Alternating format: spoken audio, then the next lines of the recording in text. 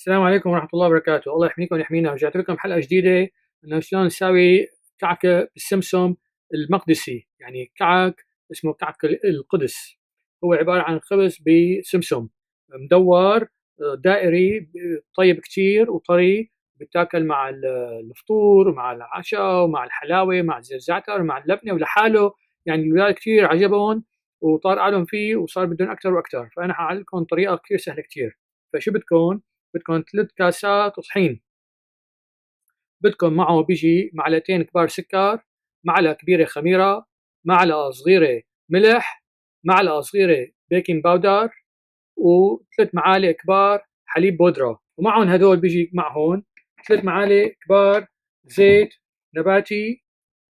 فنحن شو بنساوي؟ بنخلط الناشف مع بعضهم، بعدين بنحط السوائل. هي معلقة، 2 3.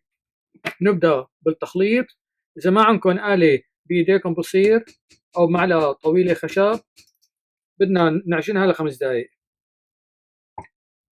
قولوا بسم الله وصلوا على النبي.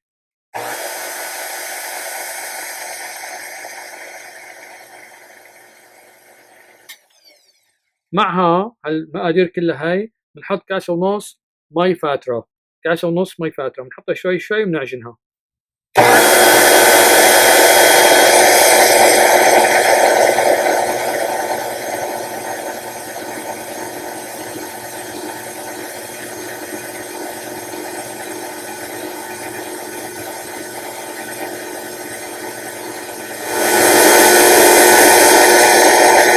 هيك بنتي شو ساوت لي الله يرضى عليها على الكاسة تبعي فن.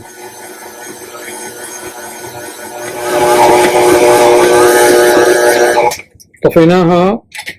هلا من قيمة شوف محلاها شطي مطي شايفين. هلا من قيمة بندخل شوية زيت، واللي ما عنده بخاخ زيت يعني شوية زيت بإيديكم تدهنوها، تحطوها بوعاء وتغطوها لساعة زمان لحتى ترتفع. نرجع لكم بعد ساعة نرجيكم الخطوة الثانية إن شاء الله.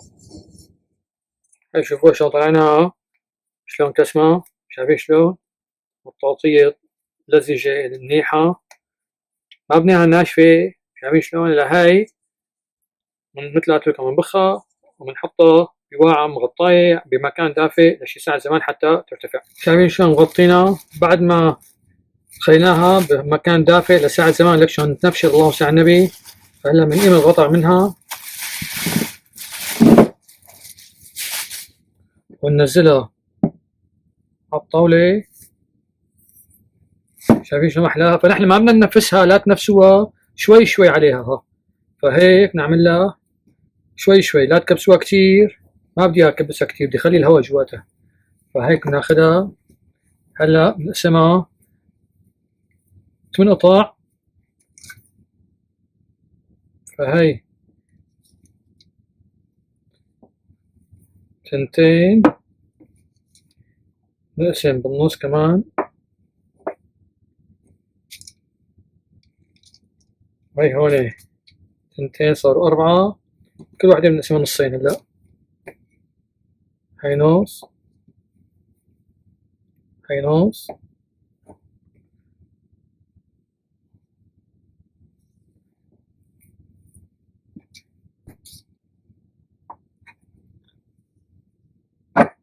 هلا على ما لكم عليها كمان لا تنفسوها مثل ما قلت لكم، بتجيبوها للنص الجوانب، بتتموا هيك عم بتساوي فيها شوي شوي شوي شوي. بعدين بايدكم شوف شلون بساوي بايدكم اصابيعي بلملمها للنص، وبعدين بسكر عليها. ما بدي اساويها كتير، بدي اخليها فيها هواء وما بدي نفسها. عرفت شلون؟ هلا هي خلصت وحده، حطها على ورق تبع الفرن. نفس الشيء بجيب الكنارات للنص هيك. هاي العملية كلها، الخبز كله هاد اللي شايفينه هاد الخبز تبع السمسم تبع القدس، كعك القدس اسمه، بياخذ حوالي ساعتين. خلصت من اوله لاخره. شايفين شو عم بساوي انا بايدي مشان نظبطه. بسكر من تحت، بحطها قدام اختها، نفسهم كلهم هيك للنص. هلا بنغطيهم وتنخلص منهم كلهم لشي ربع ساعة ليرخوا شوي أكثر، بعدين نرجيك شو نساوي بعدين. بالوقت هاد بكون عندي أنا بيضة نخفقها ونخلطها مع شوية حليب أو شوية مي مشان نفرشي وش الخبز قبل ما نحطه بالفرن. وعندنا سمسم بنرش على وشه سمسم لأنه هو اسمه خبز بالسمسم. هاي هيك ثانيات هيك. الفرن نحطه أول شي بنحميه على 450 فرنهايت، يعني حوالي 210 مئوية، وبدنا نفوت الخبز لجوا بننقص الحرارة لل 400 فرنهايت وبنحطهم على الرف الوسط لشي 15 دقيقة لحتى يصير اللون غامق.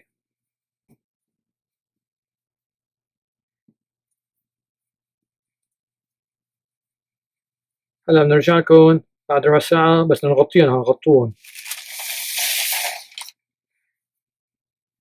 هذا الجلالة هيك كتان نحط عليهم، فبنعمل لها فتحة بالنص ونعمل لها هيك ندورها بين ايدينا لحتى تصير حوالي 8 انش،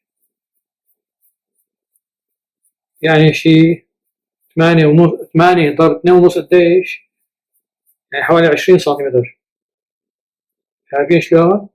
كمان بنرحرحها ونشدها ونمطها هي لحالها بالتقل بتصير. شايفين شلون احلاها؟ هلا هيك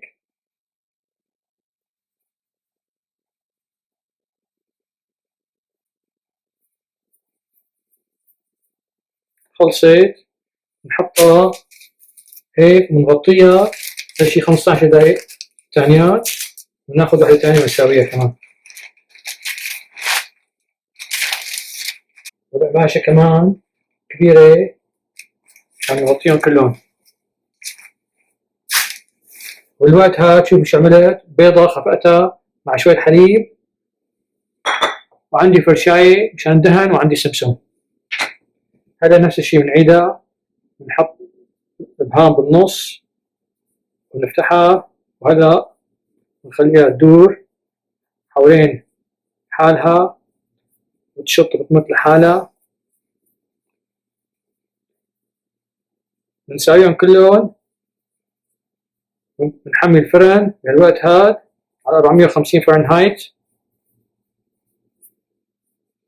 بعدين وقت كنا جاهزين للفرن ندهنهم بالبيضة ونحط عليهم سمسم.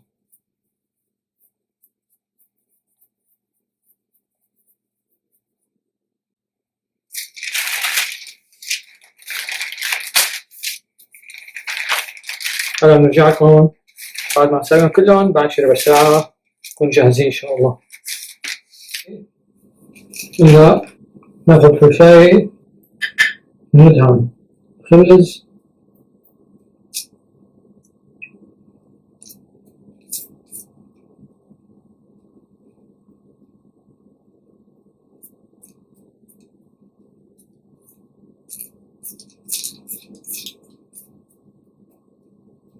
كان حاطين على الورق، حاطه على الورق تبع الفرن اسهل مشان نقله.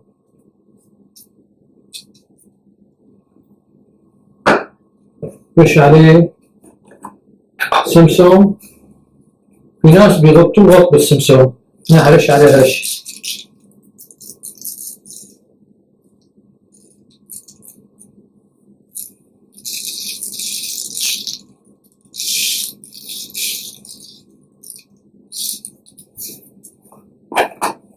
بس لحم الفرن باخذها للفرن.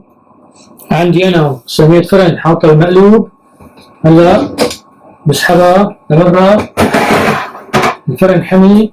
هلا بحط الخبزات عليها، بعد 12 دقيقة 13 دقيقة بنشع عليها بنشوفها. بعدين اذا لقيناه يعني حيستوي بنرفعه على الرف الفوقاني شي دقيقتين ثانيات حتى يحمر منيح وشه. هلا برفع الخبزات للطاولة الفوقاني، بعمل جهدي امسكهم للساعتين عشان لا سمح الله ما يصير شي. نفعل لقاء ثاني ولا شي دقيقتين.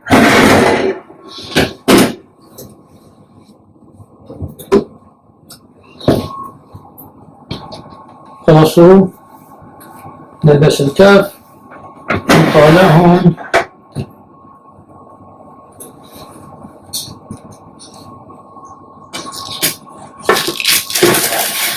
ونحط غيرون.